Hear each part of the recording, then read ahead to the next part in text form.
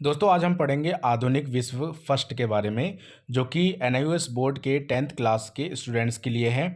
यहाँ पर मैं आपको जितने भी इम्पोर्टेंट क्वेश्चंस हैं एग्जामिनेशन में पूछे जाते हैं उन सभी के बारे में बता रहा हूँ। तो ऐसे ही कई सारे क्वेश्चंस ऑलरेडी मैंने अपलोड कर दिए हैं अलग अलग सब्जेक्ट से रिलेटेड। आप प्लेलिस्ट में जाकर के चेक कर लीजिए एनआईओएस सेक्शन में जाकर के। तो चलिए शुरू करते हैं, लेकिन उससे पहले अगर आपने हमारे चैनल को अभी तक सब्सक्राइब नहीं किया है तो चैनल को सब्सक्राइब कर लीजिए। उससे ये होगा कि हमारी हेल्प होगी, हम ज़्यादा लोगों तक पहुंच पाएंगे, ज़्यादा लोगों तक एनआईओएस की जानकारी पहुंचा पाएंगे और आपको ये फ़ायदा होगा कि आपको हमारी एनआईओएस से रिलेटेड अपडेट लगातार मिलती रहेंगी। तो चलिए शुरू करते हैं। सबसे पहला क्वेश्चन है कि औद्योगिक क्रांति के कारण समाज में कौन से महत्वपूर्ण परिवर्तन आए। जब औद्योगिक क्रांति हो रही थी तो उस समय समाज में कौन से महत्वपूर्ण परिवर्तन हुए, कौन से बदलाव आए। तो औद्योगिक क्रांति के कारण समाज में महत्वपूर्ण परिवर्तन हुए। सबसे मुख्य यह था कि समाज असमान बन गया, यानी पहले समानता थी अब असमानता हो गई, और इसने लोगों को दो वर्ग में विभाजित कर दिया, एक पूंजीवादी वर्ग, दूसरा श्रमिक वर्ग। क्या हुआ कि जब औद्योगिक क्रांति हुई तो उसके कारण समाज में एक तो असमानता फैल गई। उसमें हुआ ये कि दो वर्ग बट गए, मतलब एक हो गया पैसे वाले, एक हो गए काम करने वाले, है ना, पूंजीवादी वर्ग और श्रमिक वर्ग। ठीक है दोस्तों, ज़्यादा से ज़्यादा ना क्वेश्चन को आप बस समझो समझो और इसको अपने ही वर्ड में लिखो, तुरंत समझो, तुरंत कॉपी पर लिखो, तो आपको ये याद हो जाएगा, अभी से याद हो जाएगा। ठीक है, दिमाग में आपके बस जाएगा, कहानी की तरह आप इसे समझोगे तो आपको अच्छे से याद हो जाएगा और पेपर में पास हो जाओगे।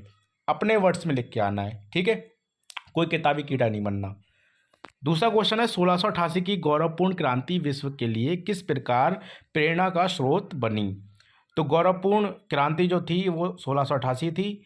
रक्तहीन क्रांति भी हम इसे कहते हैं। तो 1688 में स्टुअर्ट वंश के राजा जेम्स द्वितीय की कैथोलिक निरंकुशता तथा अड़ियलपन से तंग आकर जनता जो थी उसने विद्रोह कर दिया और उसकी लड़की मैरी और उनके पति हॉलैंड के राजा विलियम को इंग्लैंड का सिंहासन सौंप दिया। उनकी लड़की जो थी मैरी, उसको, और उसके पति जो थे हॉलैंड के राजा विलियम, उनको इंग्लैंड का सिंहासन क्या था, सौंप दिया। यह जो बदलाव था वो बिना रक्तपात के हुआ, यानी बिना खूना खच्चर, बिना खून मार करे, बिना युद्ध किए ये हुआ। इस कारण इसे रक्तहीन क्रांति कहा जाता है।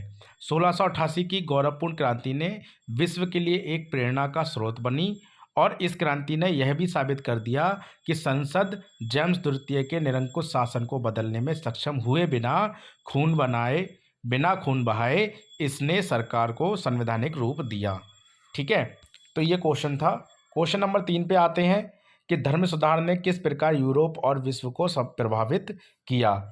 तो मार्टिन लूथर थे, उनके नाम एक जर्मन पुजारी से पहले रोमन कैथोलिक चर्च के अधिकारियों को चुनौती थी।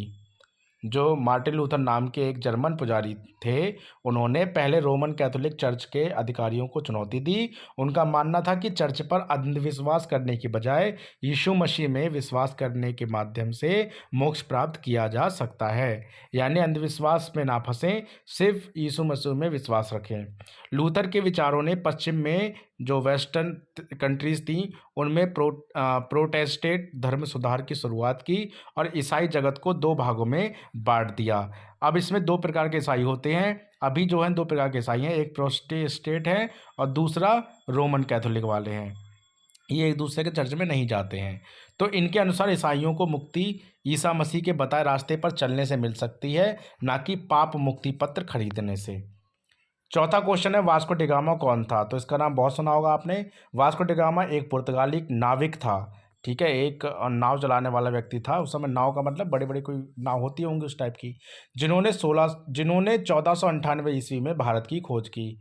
वह यूरोप से भारत की समुद्री मार्ग की खोज करना चाहते थे।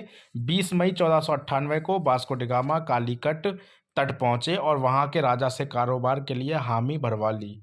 कालीकट में 3 महीने रहने के बाद वास्को डिगामा पुर्तगाल दोबारा लौट गए। क्वेश्चन नंबर 4, कार्ल मार्क्स ने समाजवाद के विषय में क्या कहा था। तो कार्ल मार्क्स ने कहा था कि पूंजीपति अक्सर मजदूरों का शोषण करते हैं और खुद अधिक से अधिक मुनाफा कमाने में लगे रहते हैं। समाज में वो संघर्ष पूंजीवादी को समाप्त कर देगा और जो श्रमिक वर्ग है उसका शासन स्थापित हो जाएगा। इसमें कार्य के अनुसार वेतन प्राप्त होगा, जो आज के समय में आपको देखने को मिल जाता है। क्वेश्चन नंबर 6, बोस्टन चाय पार्टी की घटना क्या थी? या क्वेश्चन आ जाता है कि अमेरिकी स्वतंत्रता संग्राम का तात्कालीन कारण क्या था? तो अमेरिका में उपनिवेशवासियों को सभी व्यापारिक सौदों पर कर देना पड़ता था। अमेरिका के लोगों ने इसका विरोध किया और 1773 ईस्वी में कुछ क्रांतिकारियों ने इंग्लैंड के जहाज़ों में आने वाली चाय को उतारने से मना कर दिया और चाय की पेटियों को समुद्र में फेंक दिया। इससे क्या हुआ कि अमेरिका स्वतंत्रता संग्राम में इस घटना को बोस्टन की चाय पार्टी के नाम से जाना जाता है। अगला क्वेश्चन है दोस्तों, पुनर्जागरण किसे कहते हैं? पुनर्जागरण शब्द का अर्थ होता है पुनर्जन्म, यानी दोबारा से उसके बारे में जानना, दोबारा से उसके बारे में जानकारी प्राप्त होना।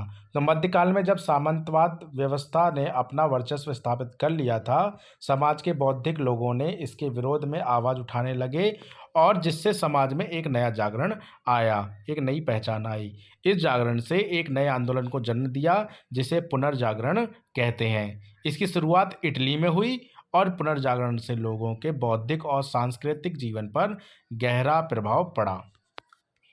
दोस्तों अगला क्वेश्चन है, औद्योगिक क्रांति किसे कहते हैं? औद्योगिक से आप समझते ही हैं इंडस्ट्रियल, ठीक है, इंडस्ट्रियल जो क्रांति हुई वो क्या हुई? तो औद्योगिक क्रांति की शुरुआत इंग्लैंड में हुई। इसका प्रमुख कारण है इंग्लैंड के पास लोहा और कोयला ज़्यादा मात्रा में था, जो मशीनी उद्योगों के लिए आवश्यक थे। इंग्लैंड ने जहाज उद्योग का भी तेजी से विकास कर लिया था।